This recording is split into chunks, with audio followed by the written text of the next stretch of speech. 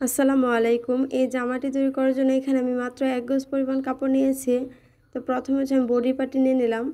তো এখানে ২ পার্ট কাপড় আছে। এই কাপড়টি লম্বা নিয়েছি ৭.৫ ইঞ্চি আর চওড়া নিয়েছি ১৫ ইঞ্চি। তো কাপড়টিকে ডাবল ভাঁজ দিয়ে তারপরে ৪ পার্ট করে নিতে হবে। এখন আমি শোল্ডারের মাপটি নিয়ে নিব। তো শোল্ডার হবে ৩.৫ ইঞ্চি আর শোল্ডার থেকে আর্মহোল নিব ২ ইঞ্চি। তারপর বক্স করে আর্মহোলের শেপ দিয়ে নিতে হবে। এখন আমি বডির মাপটি নিয়ে নিব। তো আমাদের বডি হচ্ছে ২৪ 4 ভাগের ১ ভাগ ৬ ইঞ্চি। সেলাইয়ের জন্য এক্সট্রা ১ ইঞ্চি বাড়িয়ে ৭ ইঞ্চি নিয়ে নিলাম। বডি থেকে ১/২ ইঞ্চি কম নিতে হবে কোমরে, আর নিচেও ১/২ ইঞ্চি নিয়ে তারপর রাউন্ড করে দিতে হবে। তো এখন আমি মার্ক অনুযায়ী কাপড়টি কাটিং করে নিব।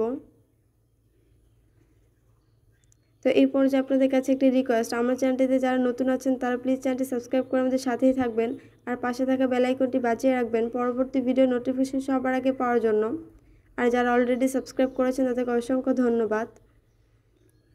তো এখন আমি নিচের পার্টটি নিয়ে নিব।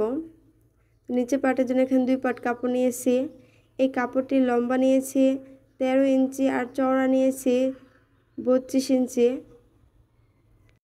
তো প্রথমে আমাদের আর্মহোলের সাইডে সেলাই করে নিতে হবে। তো পাইপিনের কাপড়টা এভাবে সোজা সাইডে রেখে তারপর প্রথমে সেলাই দিয়ে নিব। তো বডি সোজা সাইডে পাইপিনের কাপড়টা রেখে তারপর সেলাই দিতে হবে। তারপর ২টা ভাঁজ দিয়ে কাপড়টি উল্টো সাইডে নিয়ে আরেকটি সেলাই দিয়ে নিতে হবে।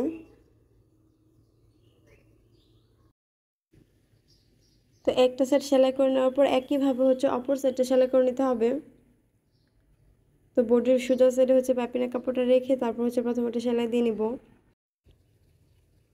তারপর পাইপিনের কাপড়টা উল্টো সাইডে নিয়ে ২টা ভাঁজ দিয়ে এর উপর দিয়ে আরেকটি সেলাই দিয়ে নিতে হবে। এখন আমি গলার সেটটা সেলাই করে নিব। তো গলার সেটটা চিকন করে ২টা ভাঁজ দিয়ে তারপরে সেলাই দিয়ে দিতে হবে। তো একইভাবে বডির আরেকটি পার্টও আমি অফ ক্যামেরায় সেলাই করে নিব। তো এখন কাঁধে বেল্ট তৈরি করে নিতে হবে। তো বেল্টের জন্য এখানে ২ পার্ট কাপড় নিয়েছি। এই কাপড়টি লম্বা নিয়েছি ২ ইঞ্চি আর চওড়া নিয়েছি ১৬ ইঞ্চি। তো কাপড়টিকে প্রথমে ডাবল ভাঁজ দিয়ে তারপর সাইড থেকে একটা সেলাই দিয়ে দিতে হবে। তো কাপড়ের সোজা সাইডটা ভিতরের সাইডে দিয়ে তারপর সাইড থেকে সেলাই দিয়ে দিতে হবে। তো একইভাবে ২টা কাপড় এইভাবে সাইড থেকে সেলাই দিয়ে দিতে হবে। তো এখন একটা স্ক্রুড্রাইভারের সাহায্যে কাপড়টি উল্টিয়ে সোজা করে নিব। তো একইভাবে ২টা কাপড়ই সোজা করে নেওয়ার পর এখন আমি রাবার নিয়ে নিব। তো এখানে আমি ৭ ইঞ্চি লম্বা ২টা রাবার নিয়ে নিলাম। তো রাবারটি বেল্টের মধ্যে ইনসার্ট করে নিতে হবে। তো একটি পিনের সাহায্যে এভাবে ইনসার্ট করে নিচ্ছে।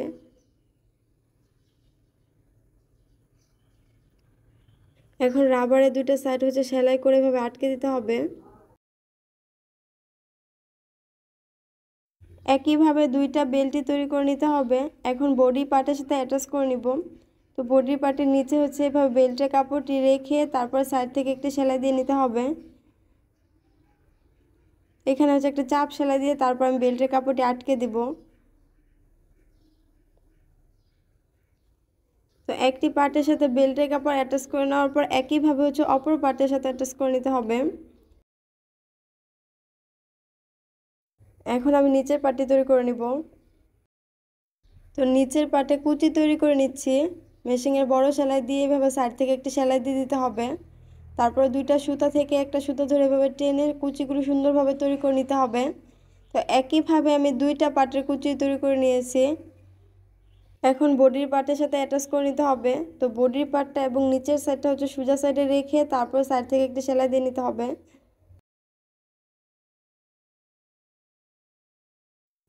তো একটি সাইড সেলাই করে নেওয়ার পর একইভাবে আমাদের অপর সাইডটা সেলাই করে নিতে হবে। তো এই পার্টটা এর উপরে দিয়ে তারপর আমি সাইড থেকে একটি সেলাই দিয়ে নিচ্ছি।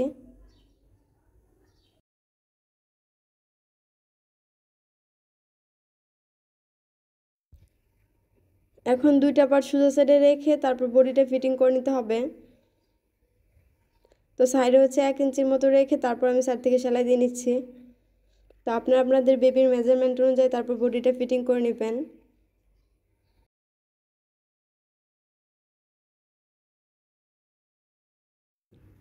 এখন আমি নিচের সেটটা সেলাই করে নিব। তো নিচে চিকন করে দুইটা ভাঁজ দিয়ে তারপর পুরো রাউন্ডটা সেলাই করে নিতে হবে।